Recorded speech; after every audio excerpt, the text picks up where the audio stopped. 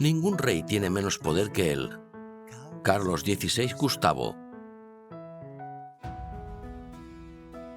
Sin embargo, tiene un papel importante. En Suecia, un país completamente democrático y al mismo tiempo una de las monarquías más antiguas del mundo. El gobierno una vez quiso deshacerse de la Casa Real, pero con esta familia no hubo manera. La corona de Suecia. ¿Cuál es el secreto de su éxito?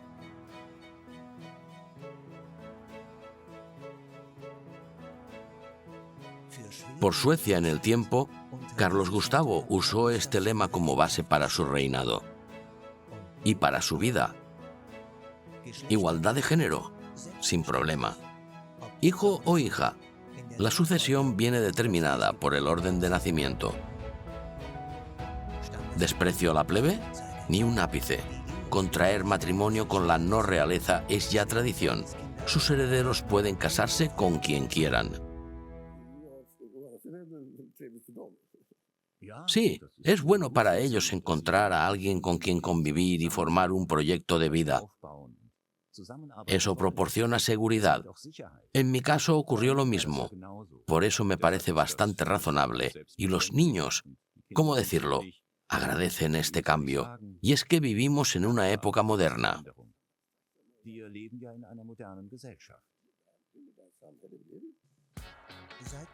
Carlos Gustavo es rey desde 1973.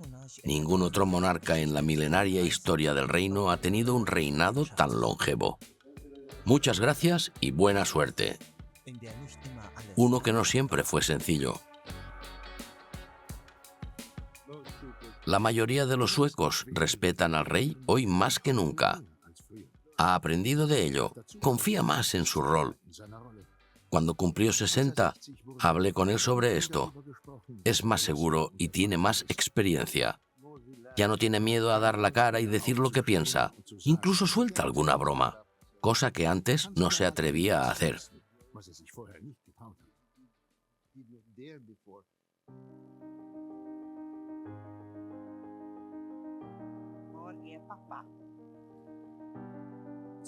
Cuando el rey cumplió 70 años en 2016, la princesa pronunció un discurso en su honor.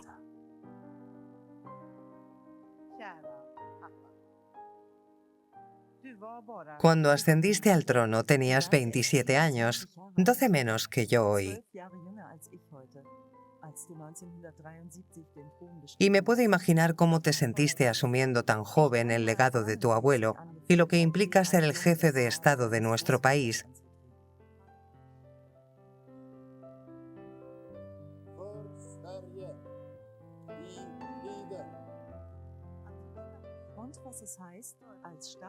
Y ser su representante para cualquier tipo de asunto nacional e internacional.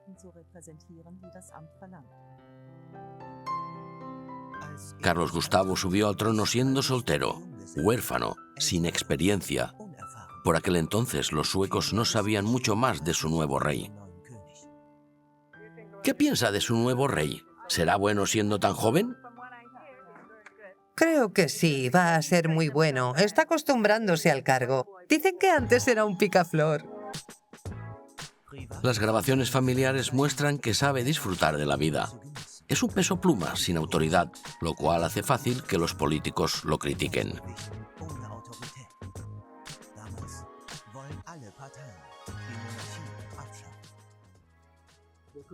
Por aquel entonces todos los partidos querían acabar con la monarquía, pero los políticos no se atrevieron, porque el pueblo estaba en contra.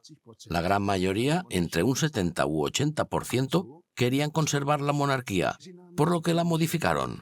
Quitaron derechos y privilegios al rey para que así pudiesen seguir teniendo un monarca, pero no una verdadera monarquía. El cambio de la Constitución de 1974 fija las nuevas dinámicas del poder. El rey como símbolo y máximo representante, sin poder para expresarse o tomar decisiones. Un jefe de Estado meramente ceremonial.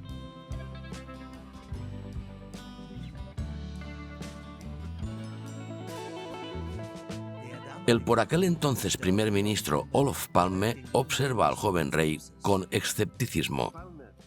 Como siempre decía Palme, solo nos separa una firma de la República.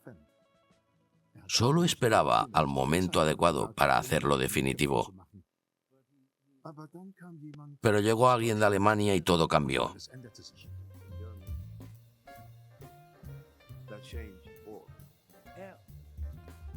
Silvia Sommerlath.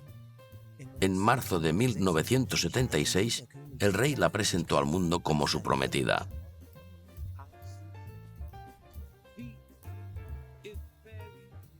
¿Habla sueco? Por favor, hable.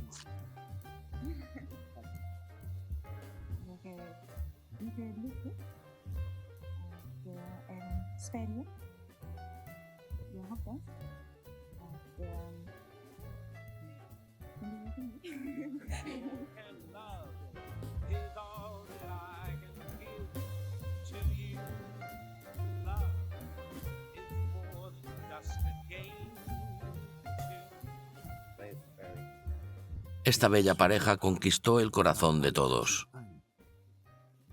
Encajaba a la perfección en nuestra sociedad moderna. El rey eligió a la mujer que amaba y no a la que correspondía por tradición.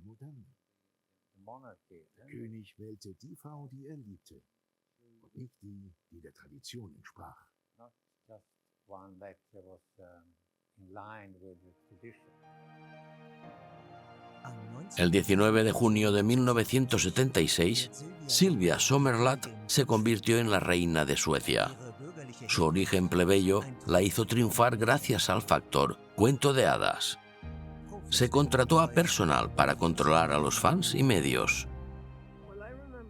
Cuando comencé a trabajar en el Palacio en 1976, me solían decir, los medios son bienvenidos, pueden informar sobre las tareas oficiales, pero queremos también mantener nuestra vida privada.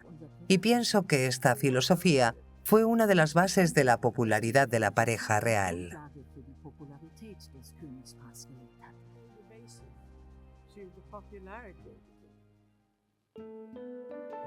El público podía participar en la vida familiar de los Bernadotte de manera moderada.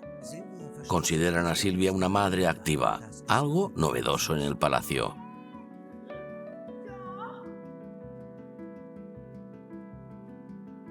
Su profesión, reina.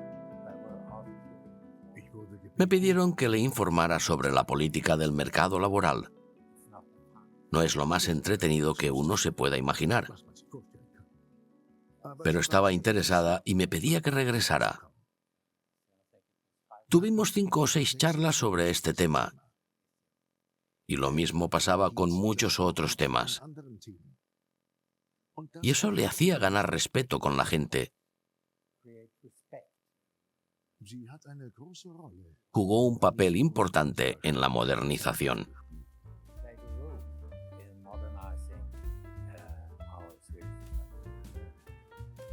Otra persona acabó siendo monarca de forma parecida y provocó una modernización. Jean-Baptiste Bernadotte, un francés, fundador de la actual dinastía real sueca. Su carrera comenzó en la Revolución Francesa. Como soldado luchó contra la monarquía. El rey y la reina acabaron en el cadalso. El papel de la monarquía fue sustituido por la voluntad del pueblo. Se dice que incluso llevaba tatuados en su brazo sus ideales republicanos. Bernadotte nació en una familia de la no realeza en Pau. Se ganó una buena reputación y era también bastante mujeriego. Su mote era Sergent Belle Jambes, el sargento de las bellas piernas. Nos encontramos en 1810. El heredero al trono de Suecia ha muerto de manera repentina y ha dejado vacío el trono sueco. Se necesita un sucesor para el viejo rey cuanto antes. En la guerra de 1808 y 1809 contra Rusia, Suecia perdió Finlandia después de haber sido parte de su territorio durante 700 años. Está claro que los suecos querían recuperar Finlandia, pero ¿cómo? con un nuevo rey que fuese un militar competente, con una buena relación con el que en su día era el hombre más poderoso del mundo, Napoleón. En la búsqueda de alguien con esas características, los emisarios suecos encontraron al ya condecorado mariscal Jean-Baptiste Bernadotte. Le entregaron una oferta de trabajo. Se busca carismático soberano con dotes de liderazgo y sed de conquista para un reino con necesidad de modernizarse.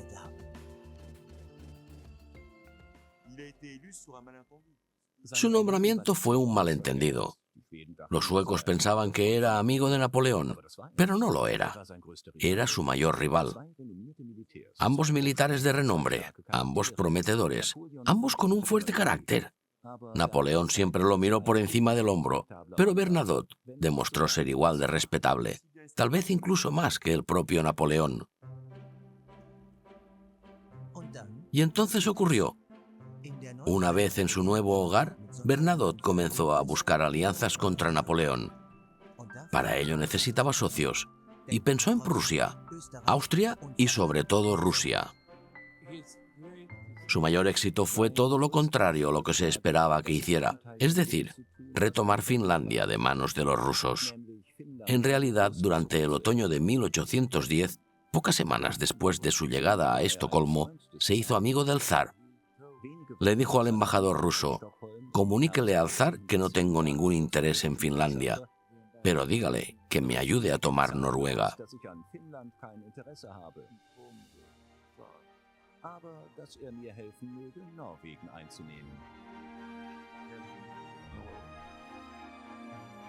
Y así fue.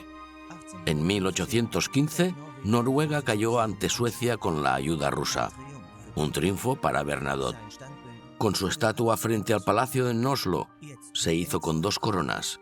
Fue el rey Carlos III, Juan de Noruega y Carlos XIV de Suecia. Bernadotte controló un considerable reino en el norte de Europa. El que fuera mariscal bajo las órdenes de Napoleón trajo la paz a Suecia. Comienza así su política de neutralidad, que sigue hasta hoy instaurada en el país. Bernadotte estableció unos estándares. En muchos sentidos, cambió Suecia de manera radical en cuanto a política exterior, economía y cultura. Y hoy en día sigue influyendo en la familia real. Prefieren olvidar que tras una inspección médica salieron a la luz pecados de la juventud que no tenían vuelta atrás, o eso reza en la leyenda. Las letras que se tatuó durante la Revolución Francesa eran las siguientes: Mort aux rois, muerte a los reyes, lo cual sin embargo no afectó a su popularidad en Suecia.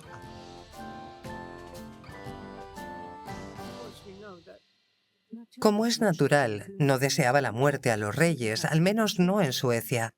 De joven era un verdadero revolucionario, pero ya no lo era cuando llegó a Suecia. La revolución que trajo al país fue muy diferente. Trajo la paz a la guerra. Así comenzó una nueva era. Pero sí es una buena leyenda, sobre todo hoy en día, cuando los tatuajes son tan comunes.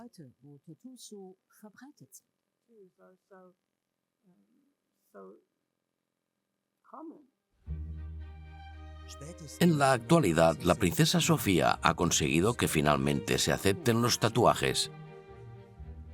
Ella tampoco era de la realeza. La sangre Bernadotte fue considerada una mancha por la alta aristocracia europea. Carlos Juan, es decir, Bernadotte, fue elegido por el pueblo.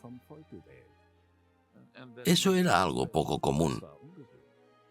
Tuvieron que pasar casi 2 generaciones hasta que los Bernadotte fueron completamente reconocidos por el resto de las familias reales. Aunque con el tiempo, el resto de la realeza los acabó aceptando sin problemas.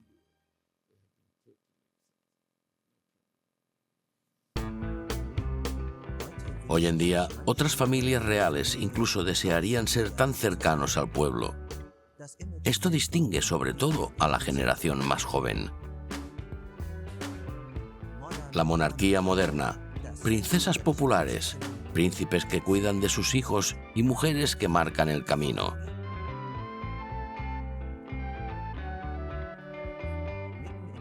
Durante la pandemia de 2020, la princesa Sofía se formó como ayudante de enfermería. La princesa Sofía se involucra mucho. Cuando ve un problema o a alguien en apuros, trata de ayudar. Donaba dinero al hospital. De esta manera se enteró de la falta de personal. Así que se puso en marcha, igual que el resto de los auxiliares.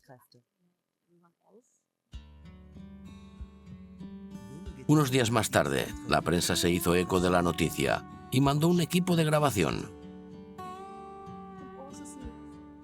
Se puede ver como la propaganda perfecta, pero no era la intención.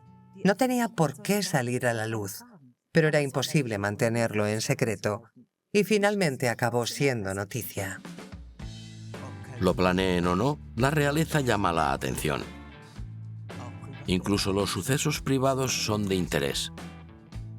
El bautizo de un nieto del rey y la reina genera una gran audiencia en televisión, cosa que no entienden los republicanos. Algunas personas adoran a la realeza, sobre todo los mayores. Los jóvenes, sin embargo, piensan que es raro que en Suecia haya una familia que siga heredando esta posición y lleve una vida así. ¿Gracias a mi dinero?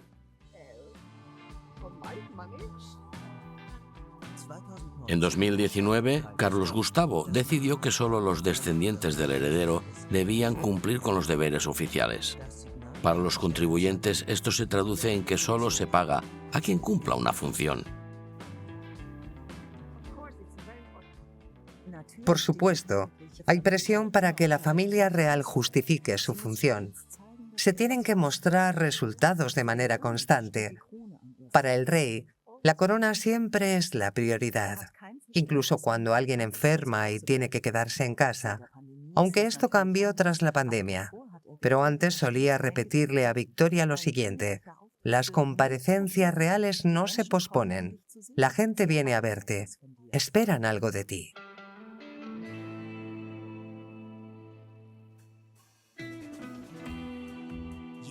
Cada 12 de marzo se hace una peregrinación al Palacio de Estocolmo. La princesa heredera celebra su onomástica, Victoria, la Triunfal. Es muy amada entre los suecos, incluso entre las nuevas generaciones más críticas con la monarquía. Debo admitir que la respeto bastante. Es muy buena persona y hace un gran trabajo, pero eso no lo es todo. También es cuestión de principios. El jefe de Estado debería ser elegido. Sería genial que se presentaran a las elecciones. Daniel es en parte responsable del éxito de Victoria.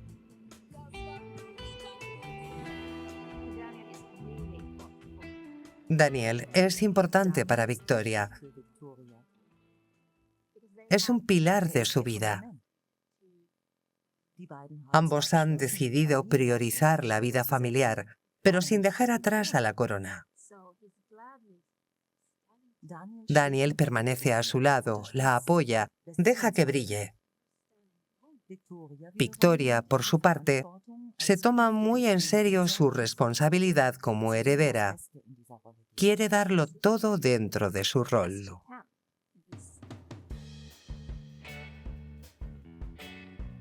Por ello, de joven no estaba del todo cómoda en su piel. El orden de sucesión se cambió por ella. En 1980, Suecia fue el primer país europeo en introducir la sucesión igualitaria. Esto convirtió a Victoria en la única mujer heredera a un trono europeo.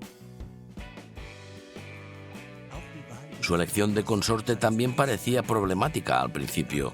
No se considera a Daniel merecedor de su estatus. pero Victoria se impuso a las críticas. En febrero de 2009 anunció su compromiso con Daniel Westling, un hombre corriente, su antiguo monitor de fitness. Por fin, recuerdo este día como una redención. Habían esperado mucho este momento y por fin había llegado. En aquel día, una nueva era comenzó en Suecia. La princesa contrae matrimonio con un plebeyo y, a pesar de ello, hereda el trono. Nunca había sucedido. Fue el preludio de un nuevo capítulo en la historia de la Suecia moderna.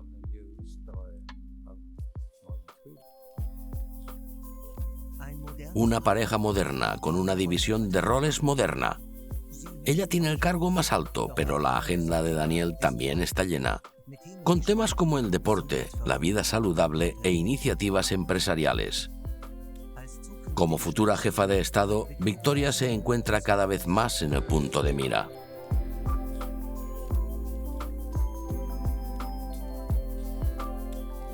Utiliza su posición para ganar visibilidad en temas como derechos humanos, integración y preservación del clima.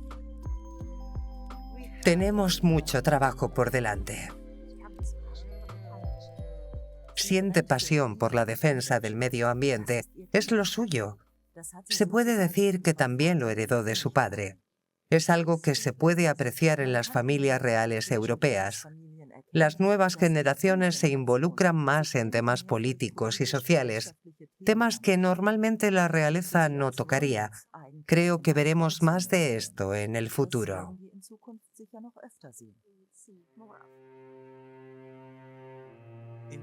En abril de 2017, un atentado conmocionó a Estocolmo. Un terrorista islámico arrolló con un camión a numerosos peatones. Hubo 5 víctimas mortales. El rey se encontraba en el extranjero. La princesa acudió en su lugar a la escena del crimen.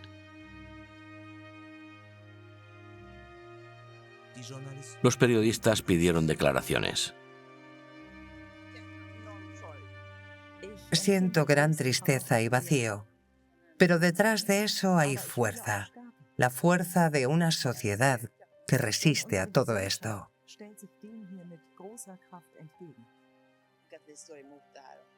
¿Y cómo saldremos adelante? Unidos. Este unidos muestra que está en la posición y el camino adecuados. Fue auténtico. No lo leyó de un guión que le hubiese preparado algún funcionario de la corte. Salió de su corazón.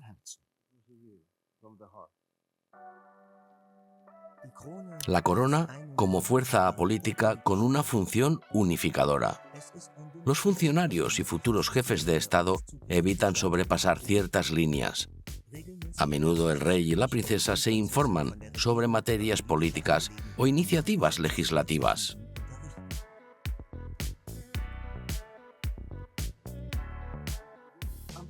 Al principio, al rey le sorprendió que quisieran tanto a su hija, pero asumió rápidamente que era bueno tanto para ella como para la monarquía y la familia.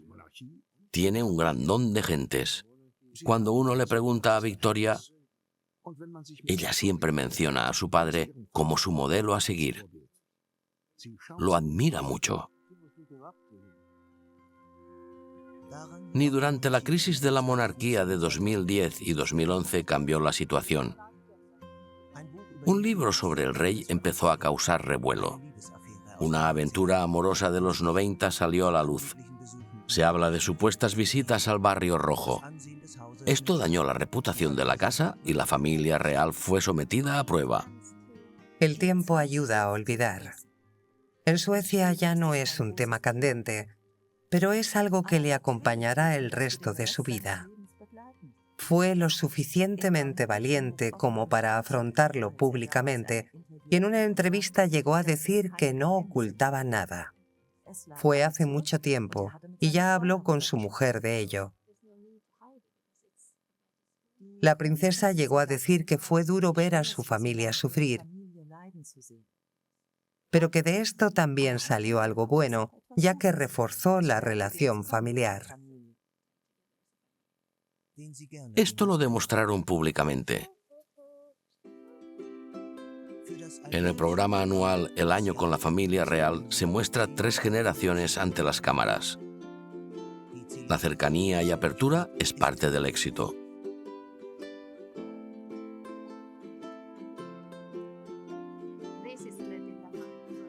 Ese es el dilema de la familia real en una sociedad moderna. La gente quiere ver ambas caras de la moneda, tanto la oficial y glamurosa como la que tiene los pies en la tierra. En los medios son personalidades conocidas, prácticamente celebrities, pero no es lo que quieren ser. Quieren que se vea su función como familia real del país, incluso en los momentos duros. La pandemia afectó a Suecia con gravedad. Fue horrible. Murieron muchísimas personas. Dolor y desesperación en tantas familias. Muchos empresarios y propietarios tuvieron que cerrar sus negocios. Fue un año horrible para todos, para Suecia.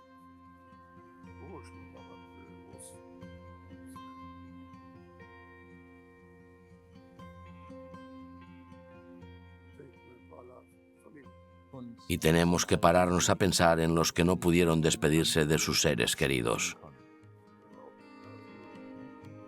Surgió el llamado modelo sueco, sin normas ni prohibiciones.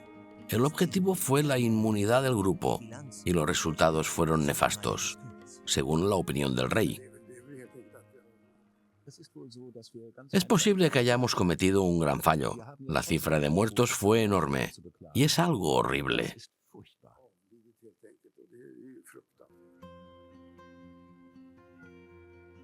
La declaración del padre de la patria hace que los críticos respondan.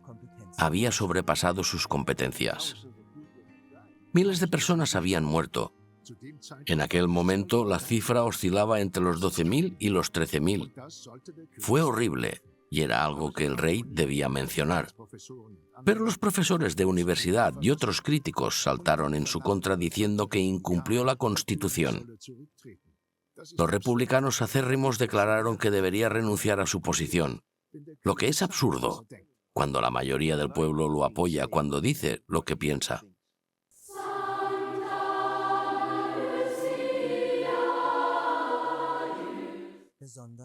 Un acontecimiento que recuerdan con especial cariño los ciudadanos es la Navidad de 2004.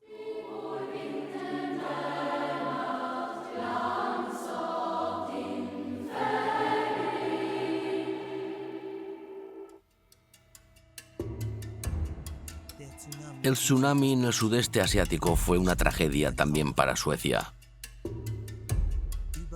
La catástrofe se cobró la vida de más de 200.000 personas, entre ellas más de 500 suecos.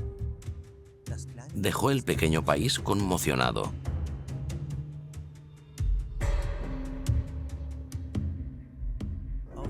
Se organizó un acto en conmemoración de las víctimas y el rey visitó la nación.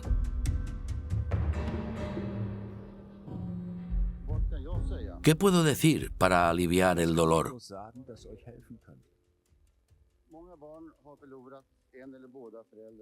Muchos niños han perdido a sus padres.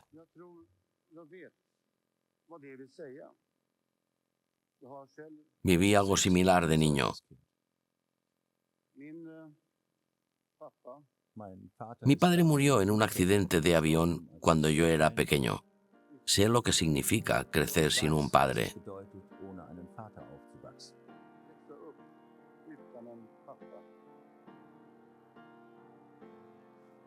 Llegó a la gente.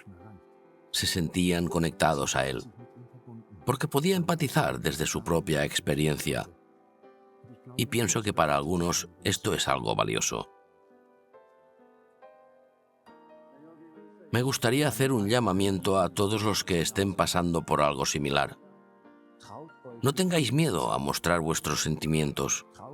No tengáis miedo a ayudar a los demás. Todo el mundo estaba de acuerdo. Fue un discurso magnífico. Yo estaba ahí. Usó el tono adecuado para llegar al corazón de la población, lo que demuestra que un rey sin poder político sigue teniendo un rol importante.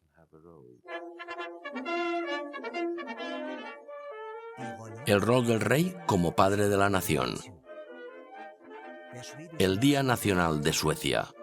Un día especial en el calendario real. Cada 6 de junio, los suecos celebran el día en el que Gustavo Vasa se convirtió en rey en 1523. Es el cumpleaños del Estado-Nación. Desde 1397, Suecia, Noruega y Dinamarca formaban parte de la Unión de Kalmar bajo liderazgo danés.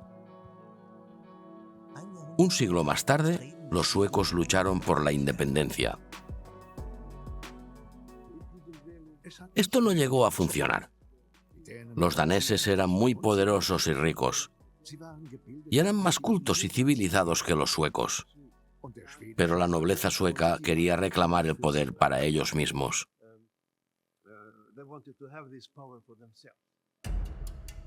El noble Gustavo Eriksson formaba parte de una delegación en 1518, cuya misión era negociar con el rey de Dinamarca. Pero en vez de negociar, los hombres fueron capturados. Gustavo logró escapar. Tuvo suerte y evitó el baño de sangre de Estocolmo, la ejecución de muchos nobles suecos por orden del rey danés. Entre las víctimas se encontraba el padre y otros familiares de Gustavo.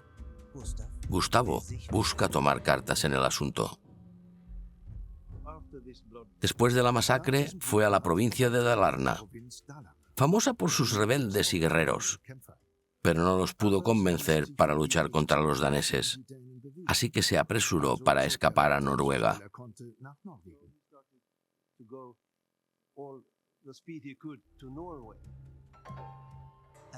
La gente de Dalarna acabó cambiando de opinión, pero era demasiado tarde.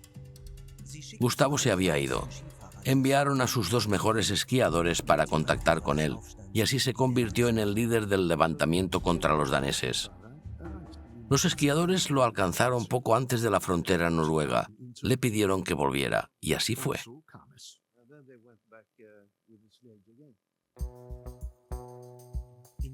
Siguiendo la huella de los padres para futuras victorias.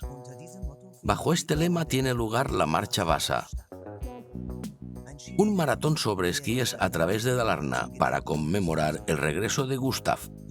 Su sucesor, el rey Carlos Gustavo, participó por primera vez en 1977. Es una especie de prueba de masculinidad en Suecia. Cada hombre tiene que haber participado en la Marcha Vasa al menos una vez.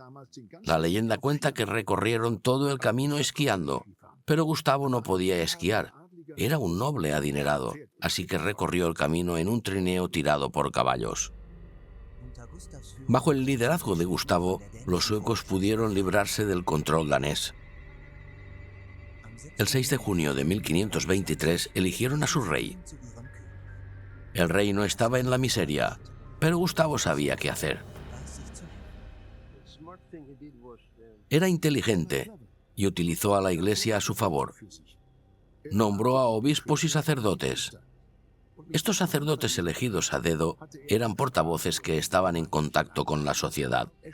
Cuando el sacerdote daba su sermón decía: «Esta es la palabra de Dios de la Biblia, y aquí tengo un mensaje del Palacio Real». Utilizaba el mismo tono, como si del mensaje de Dios se tratase. Entonces pensaban: «Oh, vaya, el rey debe ser un hombre poderoso». Gustavo sentó las bases del Estado-Nación moderno, centralizó la administración, lideró la reforma eclesiástica y decretó que la monarquía sueca fuera hereditaria. A partir de entonces, gobernaban los Vasa. Pronto, Suecia ganó importancia en la política exterior. Su nieto convirtió el país en una gran potencia durante la Guerra de los 30 años. Gustavo II Adolfo, conocido como el León del Norte por sus contemporáneos. León, porque era extremadamente capaz, creó una nueva forma de guerra, con unidades ágiles y rápidas, pequeños cañones que podían cargar 2 caballos o entre 4 hombres. Con estas tropas altamente móviles llegaron a Alemania y capturaron en un año nada más y nada menos que 80 ciudades. ¡80! Llegaron a pisar Múnich. Fue increíblemente exitoso. Algunos incluso querían que fuese el emperador de los protestantes. Gustavo II Adolfo cayó en 1632 en la batalla de Lutzen. Su hija Cristina seguía siendo una niña cuando heredó el trono de su padre. Gobernó durante 21 años la nación, que en su tiempo fue la nación más poderosa de Europa. Pero con 27 años dimitió. Su historia es digna de la gran pantalla.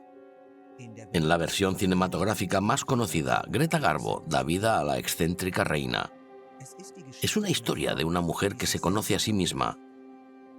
Sin intereses en el trono, tampoco quiere casarse, abdica y abandona Suecia.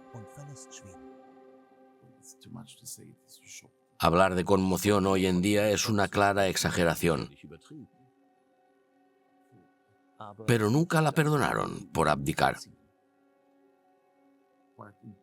Sobre todo porque fue hija del rey protestante, que protegió a la Europa protestante durante la Guerra de los 30 años. Se convirtió al catolicismo romano y se mudó a Roma. En muchos aspectos se la vio como una traidora.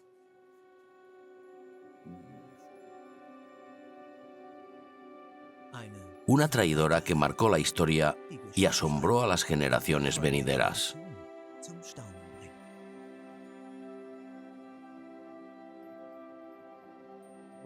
Una vez hablé con Victoria sobre Cristina y me dijo: ¡Wow!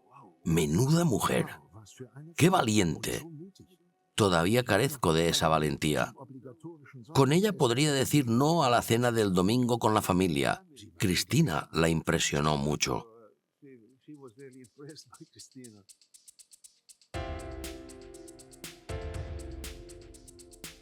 «400 años después del reinado de Cristina, el trono de Suecia será ocupado de nuevo por una mujer. Esta vez Victoria. Pero a diferencia de hace 400 años, no se espera ninguna sorpresa de Victoria. Se la considera fiable, diligente y bien preparada para su cargo.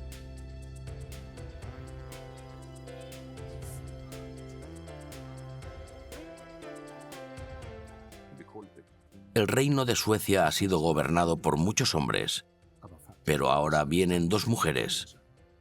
Primero Victoria y luego Estela. Eso está bien. La princesa se ha estado preparando toda su vida para este momento. Es una mujer verdaderamente sabia e inteligente. Es algo que se ve a la legua. Y no solo lo merece por haber nacido reina, sino que también hará un muy buen trabajo, por así decirlo.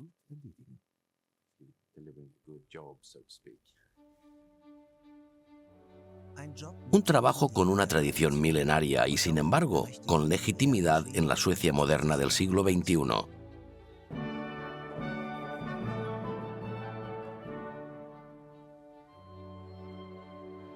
A los pies de la gigante estatua de roble de Gustavo Vasa, Victoria recuerda una tradición familiar en el cumpleaños de su padre.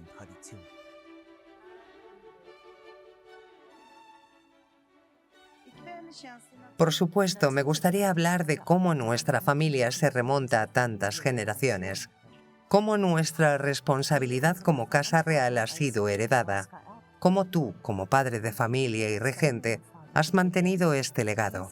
Tu lema, por Suecia en el tiempo, lo dice todo sobre el carácter de tu trabajo y el legado que has tenido que gestionar.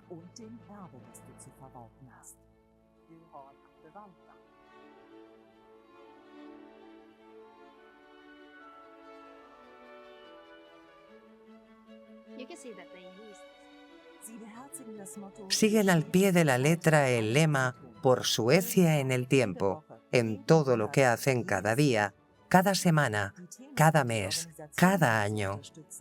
Los temas y organizaciones que apoyan tienen una importancia actual. El rey además ha modernizado la Casa Real. Funciona como una pequeña empresa.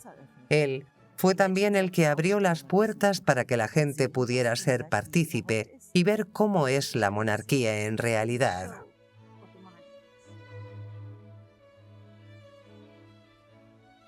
La monarquía en Suecia es consciente de su tradición. Es popular y está preparada para el futuro. La mayoría del pueblo está a favor de que se conserve.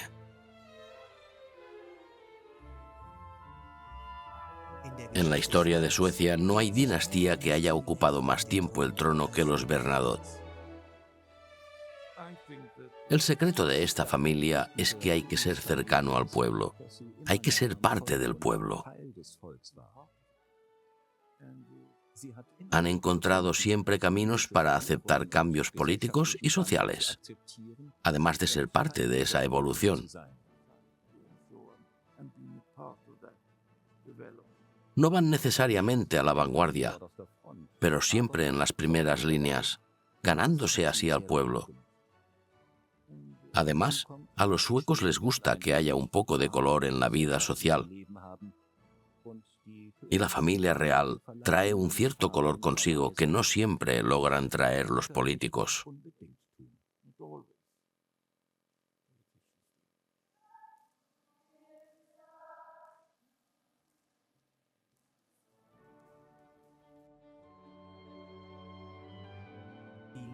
El aprecio de los suecos hacia su rey aumenta con el paso del tiempo, y también hacia sus descendientes.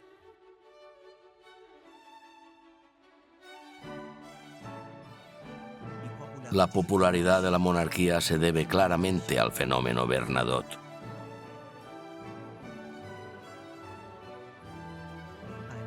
Una casa real que se adapta a los tiempos. Ahí está el secreto de la corona de Suecia.